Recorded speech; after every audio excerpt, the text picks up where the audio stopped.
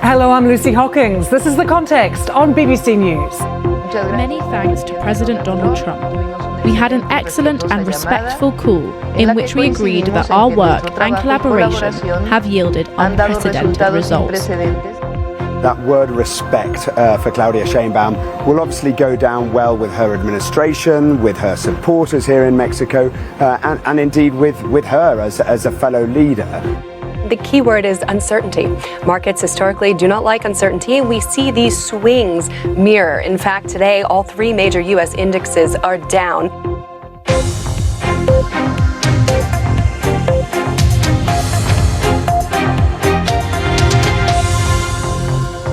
Donald Trump has rowed back on the imposition of tariffs on Mexico and Canada just 2 days after introducing them. He made the announcement after speaking to the Mexican President Claudia Sheinbaum. The reprieve will last until early April. In Brussels, European leaders have approved a statement in support of Ukraine. It comes as President Zelensky says he will visit Saudi Arabia next week for talks. And later this hour, the defence secretaries of both the UK and the US hold talks. This is the latest attempt to convince Washington to continue supporting Ukraine.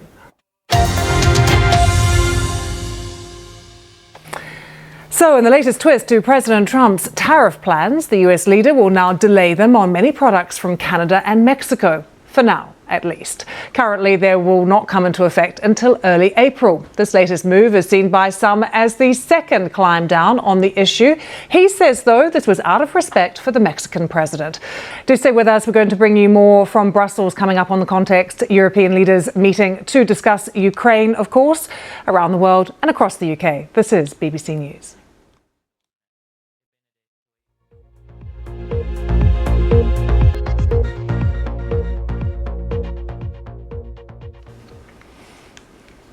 Welcome back to The Context. Good to have you with us. EU leaders have approved a statement in support from Ukraine in the latest emergency talks being held in Brussels after the Trump administration's decision to halt all military aid to Kyiv. Vadim Halicek, very good to have you with us. Thank you very much for joining us with the view there from Kyiv as we continue to monitor what is happening in Brussels. Those EU leaders still meeting. As I said, they've agreed to boost defence spending across the continent. We are expecting to hear from Antonio Costa and Ursula von der Leyen as soon as that happens. We'll bring it straight to you here on The Context.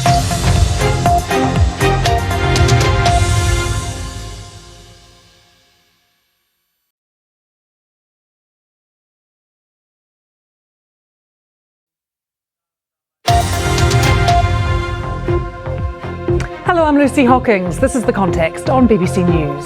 As the global AI race accelerates, the evolution of culture, innovation, safety, security and more are all on the table, key in shaping the dialogue of the future of artificial intelligence.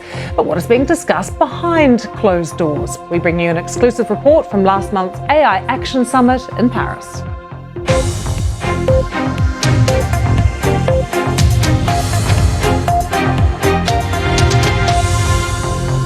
Before that, though, let's bring you a roundup of what's happening in the world of sport and join Gavin. Hi, Gavin. Thanks very much indeed, Lucy. Let's bring you up to date first with events in the Europa League. 8 games taking place on Thursday. And there we go. That's all the sport from us for now, though. Lucy, we'll have more a bit later on. We'll see you then. Thanks, Gavin. See you soon. Good to have you with us on The Context. Time now for our new weekly segment, AI Decoded. Welcome to AI Decoded, that time of the week when we look in depth at some of the most eye-catching stories in the world of artificial intelligence. Now, last month, AI Decoded visited Paris to cover the AI Action Summit, where French President Emmanuel Macron pledged to invest 109 billion euros to help bring France up to speed in the global race to develop AI. So away from the recent summit, how are French companies and individuals adopting the use of AI, and what kind of discussions are happening behind the scenes with regard to the rise of this new technology? Well, AI Decoded went to find out. And with me is our regular AI Decoded presenter, Stephanie Hare. Exciting times in Paris then, Stephanie. Yes, one of the things that's so exciting about France is they always love to experiment. That is really amazing. And more coming up from Stephanie in Paris at that AI Action Summit. Here on The Context, around the world and across the UK, this is BBC News.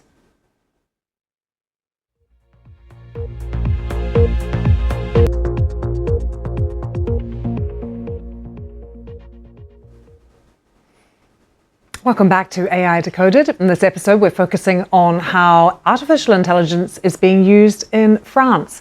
And joining me again is our regular AI Decoded presenter, Stephanie Hare, who you just saw has been in Paris. We were looking then at how artists are using AI to create new art, but also how the AI is starting to become the artist as well, which is quite something, Stephanie, to get your head around.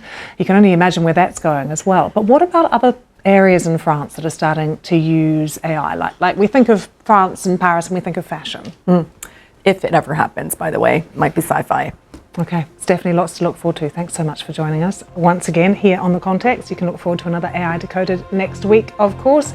Plenty more to come here on BBC News. The Context continues after this break. Thanks for being with us.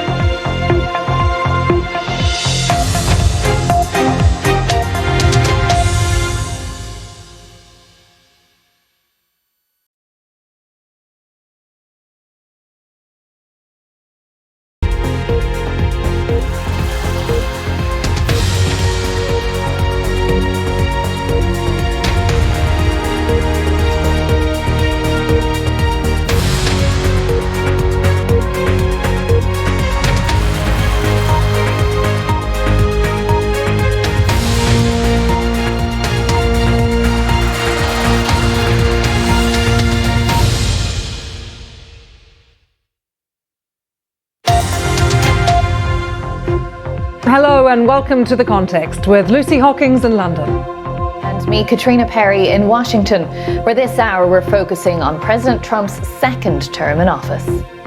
Many thanks to President Donald Trump. We had an excellent and respectful call in which we agreed that our work and collaboration have yielded unprecedented results.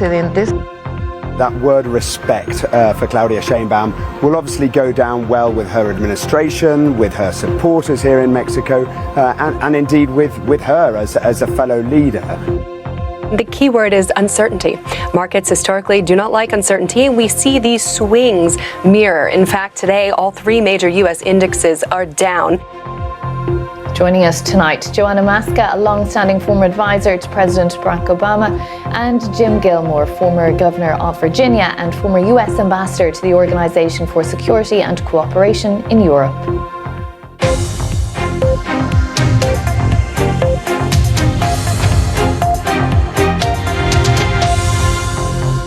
Hello and welcome to this special hour of The Context, where we take a closer look at the second Trump term. And as Trump teams foreign policy to Ukraine prompts European leaders into more meetings to bolster defence spending.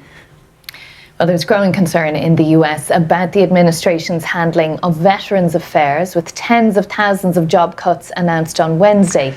Okay, well, we'll talk a bit more about the relationships between America and other countries in just a moment, so do stay with us. Around the world and across the UK, this is BBC News.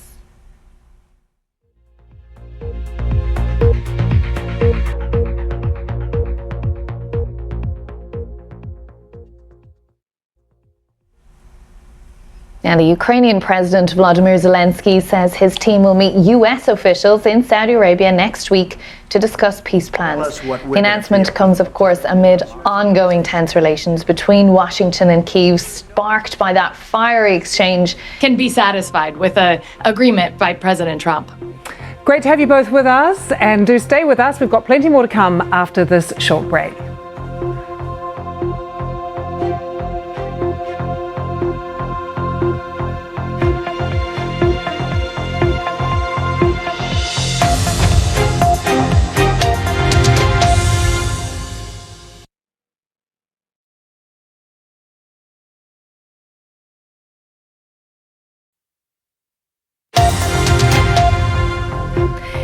Hello, you're watching The Context with me, Caitriona Perry in Washington. And me, Lucy Hockings, in London. We're cutting it down. We have to for the sake of our country. You can't have that kind of fat. It's bloated. President Trump's latest recipients in a sweeping campaign of cuts. We're going to look at the administration's plans to axe tens of thousands of jobs from the Department of Veteran Affairs.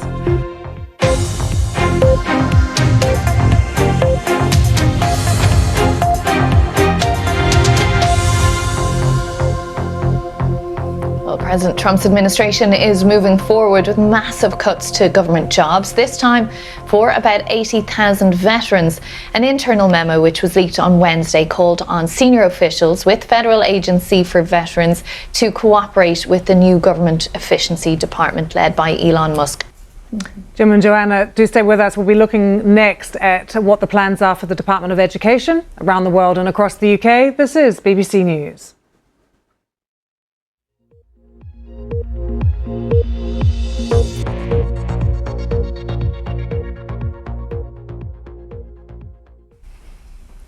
Welcome back. We're going to take a closer look now at education, in particular, one of those election promises from Donald Trump that we're keeping an eye on. Okay. Well, President Trump due to sign an executive order on the Education Department. It hasn't come today, but it is expected. So we will be returning to this issue, no doubt, in the future. But for today, thanks to you both so much, Joanna Maska and Jim Gilmore, for being with us. Thanks to you for watching. Stay here. I'll be back in a few moments with World News America. See you soon, Caitriona, and thank you so much for joining us here on The Context. Bye-bye.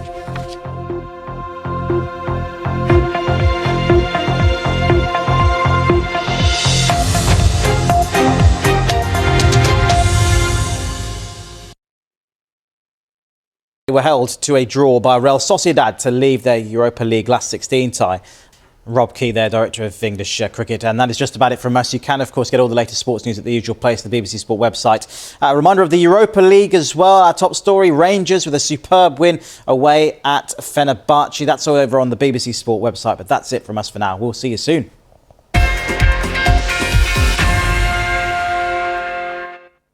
Hello. It's been the warmest day of the year so far here in the UK with